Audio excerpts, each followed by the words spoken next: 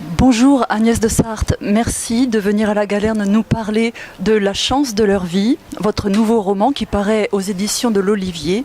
Vous avez été récompensé avec Un secret sans importance, prix du Livre Inter en 1996. Dans La nuit brune, prix Renaudot des lycéens en 2010, Ce cœur changeant, prix littéraire du Monde 2015. Vous êtes aussi auteur de nombreux romans pour la jeunesse et encore traductrice d'œuvres en langue anglaise. Avec La chance de leur vie, nous vivons le dépaysement d'une famille parisienne en Caroline du Nord. Qui sont les membres de cette famille et à quel moment de leur vie sont-ils au début du roman ? Alors, il y a 3 membres dans cette famille. Il y a le père qui s'appelle Hector, la mère, son épouse qui s'appelle Sylvie, et leur fils, Lester, qui a 14 ans. Eux, ils sont assez âgés par rapport à leur fils, en tout cas, puisqu'ils ont la soixantaine tous les deux. Et on apprend dans le cours du livre pourquoi il y a cet étrange écart d'âge entre les parents et l'enfant. Et donc, ce sont les trois personnages principaux. Ils en sont à chacun peut-être à une période importante. Le père, lui, est un professeur d'université, un professeur de philo, qui aimerait bien que sa carrière prenne un tournant magistral. Et peut-être que le fait d'avoir trouvé un poste aux États-Unis va lui permettre d'opérer ce tournant magistral. Sylvie, elle est beaucoup plus placide et plus calme comme personnage.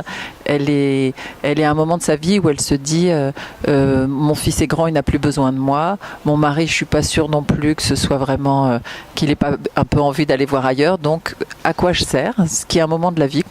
En fait, à quoi je sers peut être considéré comme un moment. Et leur fils, Lester, qui a 14 ans, il est dans ce moment où il quitte l'enfance et où il arrive, il ne sait pas trop où. Et donc, c'est un moment périlleux et qu'il va rendre radieux d'une manière assez inattendue, je crois. En tout cas, elle était assez inattendue pour moi. C'est un couple vieillissant que vous nous donnez à voir. Vouliez-vous interroger le couple dans la durée avec ce roman ?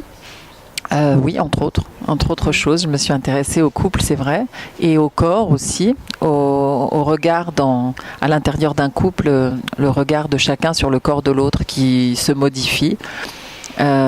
Qui change, qui s'abîme, qui se déforme. Donc il y avait à la fois cette déformation à laquelle j'étais attentive et puis une déformation peut-être plus psychique où chacun vivant en couple avec l'autre s'adapte, se compromet, se modifie pour être plus confortable, pense-t-il peut-être. Donc effectivement il y avait une volonté une interrogation en tout cas sur le couple et sa longévité. Comment c'est possible qu'un système aussi déséquilibré, parce que à mon avis ça ne peut pas marcher un couple, mais comment ça se fait que ça marche quand même ? C'était une des questions que je me suis posée. Et puis c'est aussi un regard sur la France depuis les États-Unis. Quel besoin aviez-vous de regarder cette France à ce moment-là, qui est un moment récent de notre... Il y a à la fois à ce moment-là, et puis il y a regarder la France en général. Regarder la France, c'était quelque chose que je faisais et que j'avais envie de faire mieux depuis longtemps, parce que ayant grandi dans ce pays, je me suis souvent demandé comment, alors qu'il était si beau, si riche, si divers, si facile à vivre, les gens qui l'habitaient avaient l'air souvent si... je ne sais pas si grognon, mais pas seulement grognon, un peu maussade. J'avais pas l'impression que la joie de vivre étouffait la population. Et je me disais, tiens, c'est étrange parce qu'on pourrait, franchement, par rapport à certains pays où il est vraiment très difficile de vivre, je me disais, on devrait sans arrêt se réjouir et être heureux d'être là. Et puis, c'est pas tellement le cas. Donc, ça fait des années que je me dis, mais quelle est cette espèce de crise d'identité ou de mauvais regard que la France porte sur elle-même et d'où ça peut venir. Et puis, cette question-là a été rendue plus douloureuse par l'année durant laquelle se passe le roman. Il se passe en 2015, qui est l'année, donc en janvier, il y a les attentats à Charlie Hebdo, la prise d'otage à l'Hypercacher et ensuite en novembre Bataclan, Petit Cambodge et Stade de France. Et donc des massacres, de la barbarie en pleine France, en pleine douce France. Et là, il y a encore un coup qui est donné dans l'atmosphère, dans l'humeur, dans son histoire. Et donc là, c'est vrai que comme le roman se situe à cette période, il y avait aussi une volonté d'explorer ce que la France avait vécu dans ce moment terrible de son histoire. Ce livre donne aussi peut-être votre regard sur les jeunes, les adolescents aujourd'hui, ce que vous nommez dans le texte, cette génération des initiés. Oui, ça fait... je me suis toujours beaucoup intéressée aux adolescents. J'écris pour eux, j'en rencontre beaucoup. Et contrairement à pas mal de gens, je les aime beaucoup. C'est vrai que la plupart des gens que j'entends ont beaucoup de choses négatives à dire des adolescents, qu'ils n'écoutent pas, qui sont mal polis, qui se lavent jamais, qu'ils répondent mal, qui sont insolents, qui ne lisent pas, qui sont bêtes. Enfin, il y a toutes sortes de choses qu'on peut dire sur les adolescents. Et moi, c'est jamais vraiment ce que j'ai envie de dire. Donc, c'est une population qui me passionne. Parce qu'elle est pleine d'énergie, de contradictions, d'envie, de projets, de lassitude. Et tout ce mélange, je trouve, est très très fertile. Donc c'est vrai que je m'y intéresse. Et là, je trouve que cette population est encore plus touchante dans la mesure où elle est prise dans un moment de l'histoire mondiale qui est... pas du tout facile à supporter ni à appréhender. C'est-à-dire que tout court à la catastrophe. Il suffit d'ouvrir la radio et vous avez tel problème climatologique, tel problème économique, tel problème géopolitique. Et on se dit, on va jamais... Enfin, alors c'est la fin du monde, on peut se dire ça, pratiquement chaque jour. Et puis donc il y a peu de perspectives. Et puis aussi, ils ont vu beaucoup de choses terribles à un âge où on ne devrait pas en avoir tant vu. Et les moyens d'accès qu'ils ont à l'image étant tellement facilités, et puis la circulation de ces images étant tellement rapide, c'est pour ça que j'appelle la génération des initiés. Ils savent tout, ils savent parfois des choses avant, ils savent souvent des choses avant nous. Parce qu'ils sont plus connectés, je dis avant nous, les gens de 50, 60, etc. Nous, on ne sait pas très bien se servir encore de tous ces gadgets qu'eux utilisent, même sans faire exprès. Donc, ils absorbent, et puis ils sont à l'avant-garde, mais c'est aussi une sorte de chair à canon de ce point de vue-là.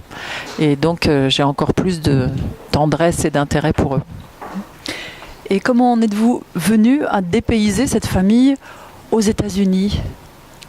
Pour plusieurs raisons. Peut-être qu'une des raisons les plus profondes et les plus simples, c'est que moi-même, j'ai envisagé très violemment de partir. Finalement, au lieu de quitter la France, j'ai juste quitté Paris et c'était tout à fait bien. Et si je dis que votre roman est construit sur le regard et le léger décalage qu'ont les personnages parce qu'ils se regardent vivre, qu'est-ce que vous en pensez ? Oui, la distance que j'ai mise entre des Français et la France, mais la distance aussi entre une femme et l'homme avec qui elle a toujours vécu, sa vie d'adulte en tout cas, et le contraire, et la réciproque, tout est effectivement affaire de distance et de regard. C'est-à-dire comment est-ce qu'on voit le pays dont on s'est éloigné, comment est-ce qu'on voit quelqu'un qui s'éloigne de vous, y compris en âge, puisque l'adolescence c'est aussi quelqu'un qui s'éloigne de l'enfance, mais qui s'éloigne de ses parents en s'éloignant de l'enfance. Donc il y avait effectivement oui, c'est tout à fait juste ce que vous dites sur la distance pour mieux regarder. Et est-ce que tout simplement ce roman ne parle-t-il pas d'amour ou pose-t-il la question, mais qu'est-ce que c'est que l'amour ? C'est vrai que c'est une question que je me pose souvent et qui m'intéresse. Comment ça marche, comment ça naît, comment ça meurt, comment ça tient, qu'est-ce qui le compose. Alors, je ne sais pas si on peut dire que c'est un roman d'amour, mais en tout cas, il y est question de ça aussi. Pour terminer cet entretien, quel livre ou quel auteur aimeriez-vous partager avec vos lecteurs ? Alors j'aimerais partager un auteur qui a été comme une figure tutélaire pendant l'écriture de ce livre, parce que c'était mais de manière aussi assez distanciée, hein, parce que c'était un livre qui se passait en Caroline du Nord, un endroit où j'ai séjourné et qui est au sud des États-Unis. Et il se trouvait que longtemps avant d'y avoir séjourné, j'avais déjà séjourné dans le sud des États-Unis, mais de manière virtuelle, puisque j'y avais séjourné à travers les livres de Flannery O'Connor, qui est une très grande novelliste américaine, qui elle était originaire de Virginie, et qui est un merveilleux écrivain, qui reste, même s'il est très connu, qui reste à découvrir. Merci Agnès de Sarthe. Merci à vous.